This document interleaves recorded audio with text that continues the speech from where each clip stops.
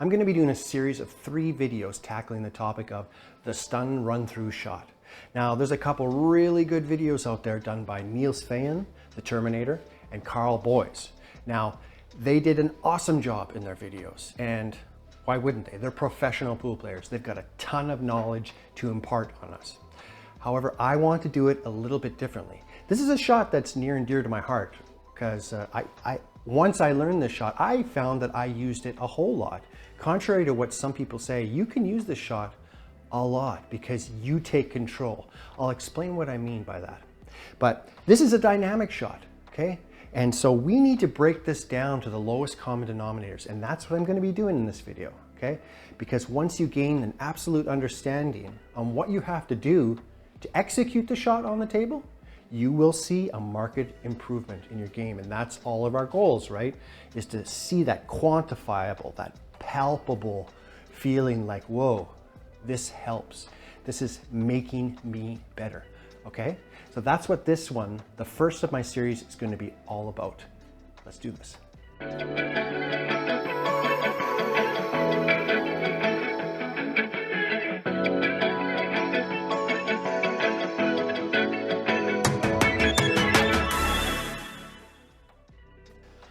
So why do people use the stun run-through shot? Well, this is taken from Niels Fayen's video. Very good example, and it basically outlines why we use the shot. The 11 ball is quite a distance away from that corner pocket. So what a lot of players will do is they'll play top and they'll hit it softly. So they think they're going to roll forward. But sometimes when they hit it softly, with that great amount of distance, it'll roll out, right? Plus, we decelerate through our stroke because we're hitting it softly. And that is a very, very important concept, deceleration. Carl Boyes hits that in his video. But we're going to be looking at that concept more deeply in this video because it, like I said, very important. We don't want to hit it softly. It can roll out our 11 ball. With the stun run-through shot, we ensure that the 11 ball is going to get there, and we should get the result that we want. It stuns forward, it slides forward, and after the contact, it'll roll forward. So I'm going to do what they told me to do. I'm going to hit center ball, medium pace. It hit, and then it released, and I have shape for my 8 ball. That's a very simplistic view of the shot. But what if I take the cue ball, got reinforcements on the table, so that's the exact same position that those balls were. The real estate between the cue ball and the 13 is exactly the same. But now, center ball, I'm going to hit it harder.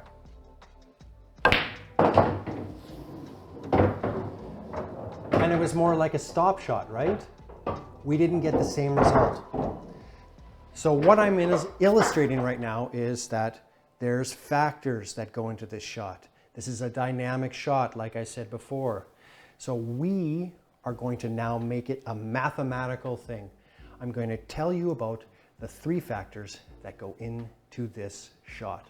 Understand these factors and you will master it. Okay, friends, bear with me now because I'm going to get mathematical on you, okay? I'm going to try to quantify this. Who has taken a fire safety course? Good. If you haven't, let me explain the fire triangle, okay? Firefighters know this triangle off by heart. The fire triangle has 3 elements. You have heat, you have a fuel source, and you have oxygen.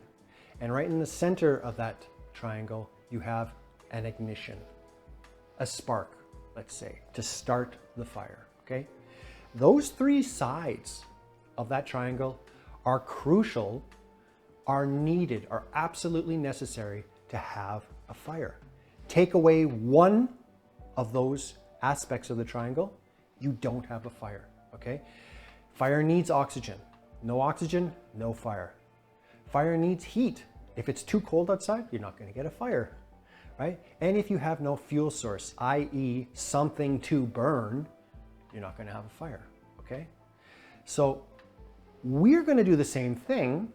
We're going to construct a triangle for the stun run-through shot, right? What are the 3 sides on our stun run-through triangle, okay? Well, I kind of outlined them a little bit already, right? Number one, how hard do we hit the shot? The pace. Number two, where are we contacting the cue ball? Where are we hitting the cue ball, okay? Because it's not as simple as just hitting center. And number three, the real estate between the cue ball and the object ball, the distance, because that makes a difference as well. If you misinterpret one of these sides of our triangle, you're not going to execute the shot to your liking, right? Now you might ask me, well, what's the ignition, right? In the fire triangle, we had a spark. Well, on our triangle, you are the spark, my friends. You are the spark, okay? Without you, no one's even attempting the shot, okay? So very, very important.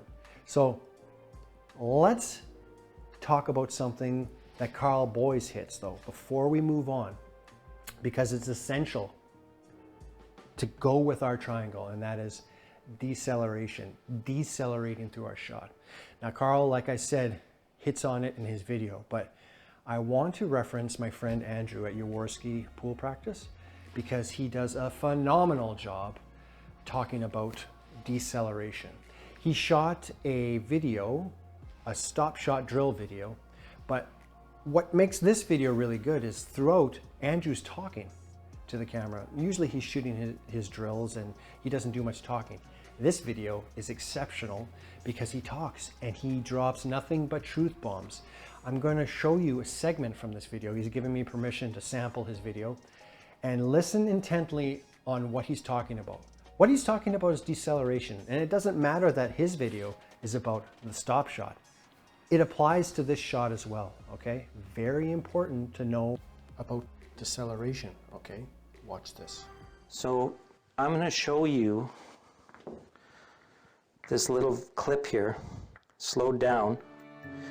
And so you can see here, I use the 15 ball and I put bottom on it, and you can notice the 15 ball slides backwards and then it slides on the cloth and then it goes forwards.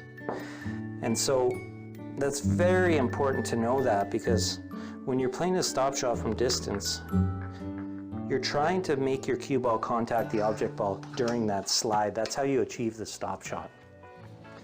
Okay? So if you have a distance of, say, like this far apart, you don't even really need to play bottom on the ball. The cue ball will just slide. I'll try to demonstrate here with this stripe. Put the 11 upwards. So if I line this straight up here, and I just place center ball, this 11 should still stay upright when I pocket it. So you see it just barely moved, it's still upright. Let's try that one more time, see if we can get it perfect for you. It's because at this distance, the cue ball's just sliding. There we go. So that's why this is such a good drill to try. And this is why I practice my stop shots this way. I also feel like stop shots are one of the most important shots in pool, especially 8-ball. When I'm playing 8-ball, I try to find stop shot patterns.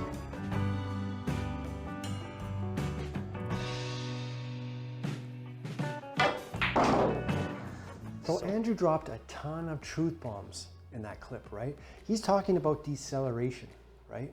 So it's very, very important. And we're going to see that in this lesson here. We're going to be looking at our triangle, okay? So in this, I've got reinforcements set up. Just ignore that one. That's the center of the table. But I've got a reinforcement there, there, and there. And a reinforcement under the cue ball. And I'm just going to illustrate how distance, weight, and where I'm hitting on the cue ball all affect, they all work in congruence with each other, okay? And having an understanding of those really gets us to a place of truly understanding this shot, okay? So I've already outlined, you know, this shot here, this distance and middle weight, center ball will get us a stun run through shot. It hits and then it rolls forward. Same distance, same English on the cue ball, center, but now I'm hitting harder. And it ends up being a stop shot. So at this distance, we have to understand that if we're going to get a stun run through shot, we have to hit it at a little bit less of a pace, right? Medium stroke, a medium stroke. I mean, we all have different definitions, right? But we're not slow rolling it, that's for sure. What if we put the cue ball back here and we put the 7 ball on this one? What do you think we have to do to play a stun run through? Forget about, we're not playing shape here.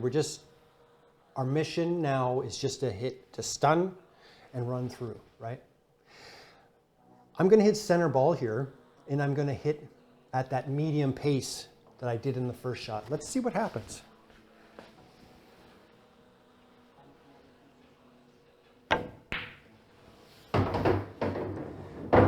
I overrolled. Look how far that cue ball went, right? So the distance between here and there made it so that the medium stroke didn't work. I overrolled, right? I didn't do a stun run through shot. That's because I decelerated, right? It decelerated. That cue ball slid, but then it started rolling forward already, right? And then it hit the contact. And that's why I kept rolling, right? That's not what we want. So we have to understand that when we increase that distance, we have to change other factors on the triangle. So for example, let's put the 14 on that one. So let's hit center, but let's hit it a whole lot harder, right? Not killing it, but we're hitting it really firm now. Let's see what happens. Center ball.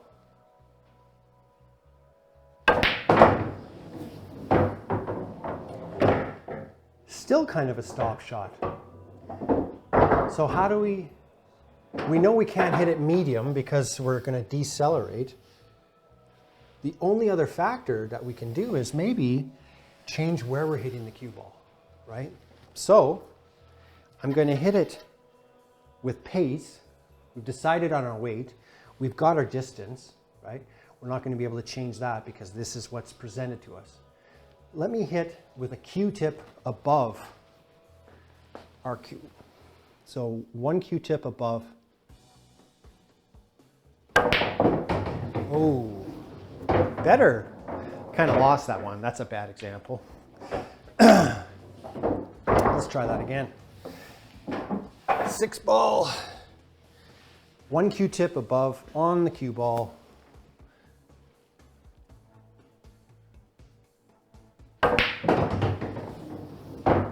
I hit and I roll forward. I rolled a little bit off the line, which is something that we're going to be talking about in a subsequent video, but you guys get my point. So I adjusted everything on the triangle because of a distance change, right? Now some of you might be saying at this point, well, that's one thing that you never change is the distance. That's not exactly true either. What if you want to execute this shot and you have ball in hand, right? So you want to get a specific shape. Well, now you've got ball in hand. You can adjust the distance. But understand now, because we're adjusting the distance, we're adjusting the other factors of the triangle, right? Very important. If we're closer, what did we figure out? You know, we're going to hit it maybe at a medium pace like the Terminator did. If we're more comfortable hitting it with more pace, maybe we should increase the distance between the two, right? So what have we illustrated here, okay? The triangle, the 3 aspects of our triangle, which are where we're hitting that cue ball. We're never putting any side, by the way. I don't know if I mentioned that. It's always center. Sometimes we might even play bottom. I don't know why you would want to use, but you know, maybe you do a stun run through shot to execute this shot. You know, when you've got a great deal of distance, you might actually have to play a little bit of bottom on that cue ball to execute a stun run through shot properly, right? That's just going to take practice. But the 3 factors, again, are where we're hitting on the cue ball, how hard we're hitting, and the distance between the object ball and the cue ball, okay? Once you understand that triangle, you are going to see, like I said, a palpable difference in your game, because the shot, you're gonna find it pops up. And if you weren't using it before, you're gonna start using it and you're gonna see the benefits. I guarantee you're gonna see the benefits. Very valuable shot, okay? So, as always, my suggestion, go back to the pool table and start practicing this shot, okay? Because another tool in your bag, like I always say. Now, I have released the second video to this series, okay? And we're gonna be talking about how this shot can be used in a tournament to reinvigorate and re-engage you into the tournament. You don't know what I mean? Click on that video right now, okay guys? In the meantime and in between time, I'll catch you on the flip side.